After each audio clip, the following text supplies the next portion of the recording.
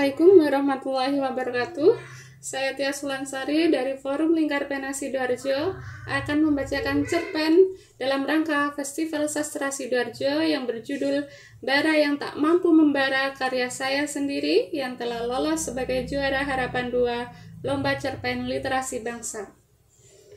Bara yang tak mampu membara. Jadi, siapakah jejak insan yang pantas menerima kobaran apimu, bara? Mereka yang telah membuatmu gamang tanpa peduli kemana lagi jejak singgah yang akan engkau tuju. Waktu terus berputar, menemani pancaran purnama yang semakin terang, padahal piranti gawemu semakin lama kian meredup. Sementara panas nasi yang lezat itu perlahan menguap bersama angin malam. Dan tempat ini pun kau tak mengenalnya. Speedometermu mencatat 13 km perjalanan. Tempat yang cukup jauh dari perkotaan, jauh dari hiruk pikuk kemacetan. Sepi, seperti sebuah desa yang dihimpit penuh misteri. Lihatlah jalan setapak yang kau telusuri. Di kanan kirimu penuh randu yang menjulang tinggi. Berjarak sepetak kau temui juru kunci. Jika kau endus baunya, pasti sewangi melati. Namun, tentu saja kau bukan lelaki dengan segudang syirik yang menghantui. Kau sangat rajin dalam ibadah. Kau juga selalu menjaga tata krama. Bukankah aku memahami perangaimu melebihi istrimu? Bahkan aku menemanimu lebih lama sebelum kau madu. Ingatkah kau saat masih menjadi mahasiswa dulu? Kau begitu tergila-gila kepadaku. Kau bahkan ingin merebut diriku dari tangan kawanmu, meski dengan bersusah payah mengumpulkan koin demi meminangku. Dari mana kau dapatkan koin itu, bara? Ya, dari menulis buku. Aku menyaksikan perjuanganmu. Ku beritahu satu hal, di tengah kesibukanmu menyelesaikan skripsi, kau punya hobi dan ketertarikan di bidang sastra. Jangan mengira kau adalah orang hebat yang mampu menghasilkan karya menarik dalam waktu yang singkat. Kau jauh dari itu.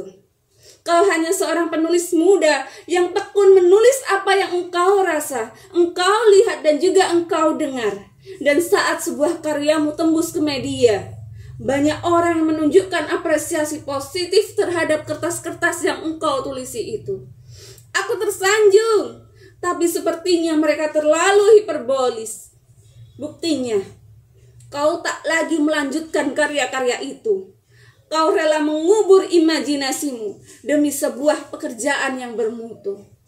Oke, maafkan aku yang terlalu bercerita tentang dirimu. Kita kembali ke ruang semula, di mana setiap orang termasuk aku menyebutnya sebagai perpustakaan. Benar, di tempat inilah kau sering menyelesaikan karya-karya yang sudah menjadi hobimu itu. Aku selalu menunggumu di seberang, menanti kedatanganmu, lalu mengantar ke peraduan. Namun gadis itu, dia yang menjadi pendampingmu, berhasil mengubah cara pandangmu. Kau terlanjur mencintainya hingga mengorbankan impian menjadi penulis kondang. Kakak iparku adalah seorang dokter. Kakak keduaku dosen. Dan yang ketiga seorang polisi. Ayah ingin menantunya berpendidikan tinggi dan bekerja mapan semua. Bukan penulis yang tidak terlalu jelas royalti per bukunya, ujar gadis itu. Tidak, bara. Aku melihat potensimu, teriakku. Namun kau tak bergeming. Tidakkah kau melihat hasil jerih payah menulismu selama ini? Kau sungguh luar biasa. Tahukah kau? Terkadang sesuatu yang disepelekan justru ia menjadi sangat menguatkan. Bara, lagi-lagi kau mengabaikanku. Kau hanya peduli pada gadis itu. Baiklah, aku pun mengalah melihat keberuntunganmu. Sebelum menikahinya, kau diterima menjadi buruh. Pekerjaanmu memang bergengsi, namun sayang kau tak cukup mampu mengatasi. Kau tak seberuntung burung-burung yang bertengger di ujung atap gedung. Burung itu masih mujur. Mereka memiliki tempat di sela bangunan yang semakin marak. Burung itu masih mampu menikmati alam raya sebagai habitatnya. Jaga alam ini, jaga tempat tinggalmu, jaga tempat tinggalku. Jagalah agar kita semua seimbang antara balok-balok semen yang kau bangun dengan pepohonan yang memberikan oksigen bagi kehidupan.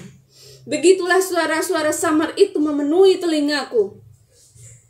Lamat-lamat, dengarkanlah pesan itu, Bara. Suara-suara sunyi yang diserukan oleh sepasang burung, hingga kau mampu mendengarkan suara hatimu sendiri. Seharusnya kau tahu, orang sibuk adalah label bagi para mereka pekerja. Tapi orang produktif sepertimu seharusnya fokus pada hasilnya kelak.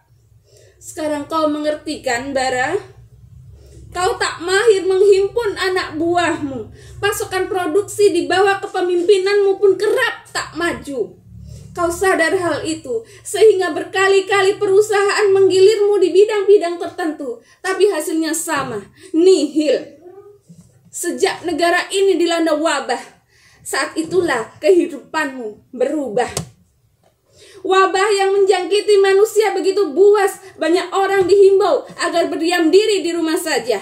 Memakai masker, mencuci tangan, dan menjaga jarak tak bisa dilawan. Apalagi kau tinggal di daerah zona merah, zona di mana banyak wabah, kasus positif di wilayahmu. Belum lagi kasus tahanan yang dibebaskan membuat masalah yang kian menumpuk. Bagaimanapun, mereka akan jadi pemakan tanpa guna di tengah situasi ekonomi yang sulit. Begitu pula pekerja yang mengalami pembatasan tenaga kerja sepertimu, Bara. Bara terdiam. Kakinya terasa berat beranjak dari tempatnya mematung kini. Ia berdiri di depan papan besar yang berisi sederetan nama-nama. Bara hampir tidak mempercayai kejadian yang baru saja diterimanya. Ia bingung, matanya nampak tak sanggup membendung air mata yang berdesakan keluar. Namun hal itu pantang kau lakukan, karena engkau lelaki. Harapannya kandas. Begitu juga harapan ayah mertuanya hanya tinggal angan-angan. Kulihat istrinya nampak tegar menghadapi kenyataan ini. Tapi ia tidak mampu menyembunyikan kesedihan yang mendalam. Iya, aku melihat kebingungan jelas terpancar dari wajah ibu dua anak itu. Dan nampaknya bukan hanya bingung, tapi juga sangat terpukul. Matanya yang dapat kutangkap terlihat berkaca-kaca, menahan tangis yang hendak pecah. Entah apa yang terjadi pada ayahnya jika tahu menantunya dipecat. Ayah tidak boleh mengetahui hal ini, Mas. Secepatnya kau harus mencari pekerjaan yang baru. Kau hanya bisa menurut. Raut wajahmu nampak sangat cemas dan berujar yang tak lain kau hanya tujukan pada dirimu sendiri. Ojek online adalah pilihan yang tepat untuk saat ini. Oh tidak, Bara. Apakah kau sudah memikirkan matang-matang? Bukankah aparat berseliweran di mana-mana? Berdiam dirilah di rumah, lalu tumpahkan keliaran pikiranmu seperti dulu. Rasakan betapa bahagianya hatimu setiap kali menulis, membuat coretan di atas buku, menghabiskan waktu menunggu dengan menumpahkan keliaran pikiranmu, mengawinkan pensil di atas kertas, lalu memainkan jemari di atas touch komputer. Ingatlah ketika kau tertawa dalam diammu tentang tokoh yang kau hadirkan di lembar-lembar novel. Mereka adalah tokoh yang nyata di dunia lain, entah itu kau ataupun aku. Ingatlah bahwasanya kau bisa membuat tokoh-tokoh yang menjadi sosok yang ideal, atau bahkan sosok yang seharusnya tidak boleh ada di muka bumi ini karena kejahatannya seperti Fir'aun. Menarik bukan? Begitulah Bara, seharusnya engkau membara. Ya Tuhan, hidup ini memang pilihan. Ingin sekali aku berbisik kepada Bara, tapi aku tak mampu. Barangkali sudah jadi nasibnya. Hampir 2 jam sejak pembeli terakhir datang, ia terus menunggu pembeli berikutnya, menengok kanan kiri sambil menelan ludah. Sekali lagi aku memahami perangainya, melebihi istrinya. Lelaki itu semakin meringkuk pasrah. Namun raut wajah anak dan istrinya membenamkan keletihannya. Rupanya masih ada kesempatan. Tidak lama setelah itu gawainya berdering. Pesanan pun datang. Sebanyak 5 bungkus nasi goreng dan 5 cup es teh pesanan pelanggan segera diantar. Dengan girang ia melaju hingga sampai di padang gelap penuh kelelawar yang berseliweran seperti aparat.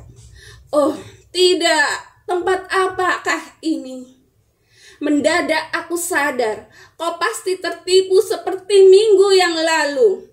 Berpuluh kali kau putari desa itu, mereka tak akan mengaku, sebab pembeli itu adalah pelanggan yang palsu.